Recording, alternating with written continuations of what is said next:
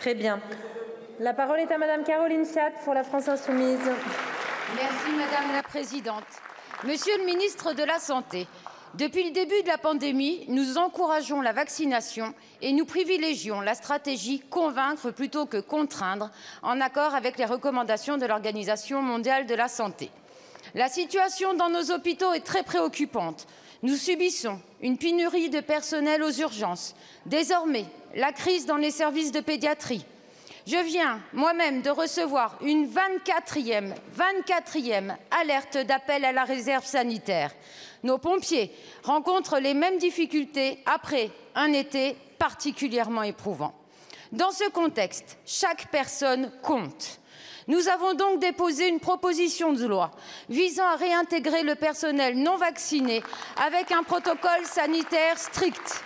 Elle sera présentée au sein de la niche parlementaire de mon groupe La France Insoumise le 24 novembre prochain. Dans le cadre des travaux de cette proposition de loi, nous avons auditionné la Haute Autorité de Santé. Ses représentants ont déclaré qu'ils ne s'opposeraient pas à ce qu'on réintègre ces personnels suspendus, puisque d'un point de vue de santé publique, ils ont jugé sûr et protecteur le protocole sanitaire que nous proposons dans notre texte. Monsieur le ministre, conformément à la loi du 30 juillet 2022, vous devez suivre les recommandations de la Haute Autorité de Santé. Ainsi, ma question est simple. Allez-vous vous saisir de cet avis favorable de la HAS pour permettre la réintégration de ces personnels dont nous avons tous besoin? Je vous remercie.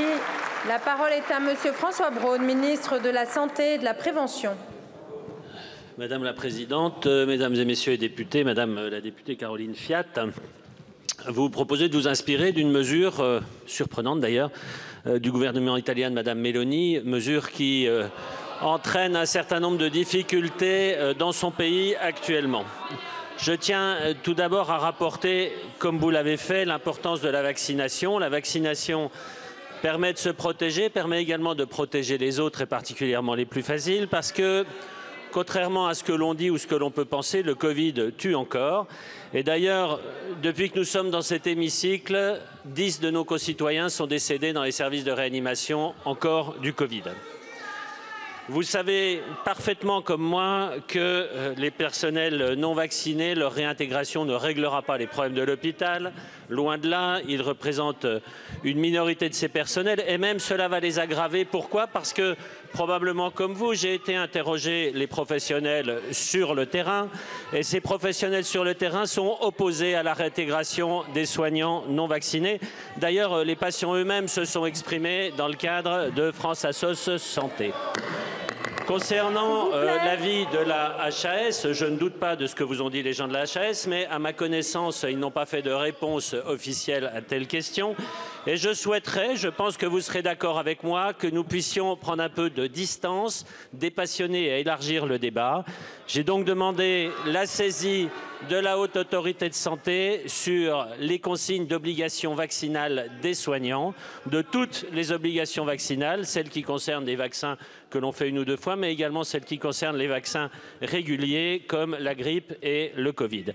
Par ailleurs, cette question étant une question sanitaire, mais également une question d'éthique, se protéger, protéger les autres, je vais saisir le Conseil consultatif national d'éthique également sur cette question. Nous aurons donc l'avis de la HAS et du Conseil national d'éthique. Merci Monsieur le ministre. Madame Fiat. Merci Madame la Présidente.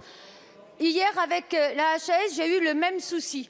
Ils m'ont tout de suite répondu sur la levée de l'obligation vaccinale. Quand je suis arrivée sur notre proposition de loi, c'est-à-dire avec un protocole sanitaire strict, la vérité leur a éclaté aux yeux. Donc je suis ravie que vous demandiez une saisine officielle. La dernière fois, ils ont mis 3 jours. J'ose espérer que ça fasse pareil ce coup-ci. Rendez-vous le 24 novembre pour voter cette proposition de loi qui ne fait que bon sens. Ne caricaturez pas nos propos qui avaient lieu. Merci. La parole est à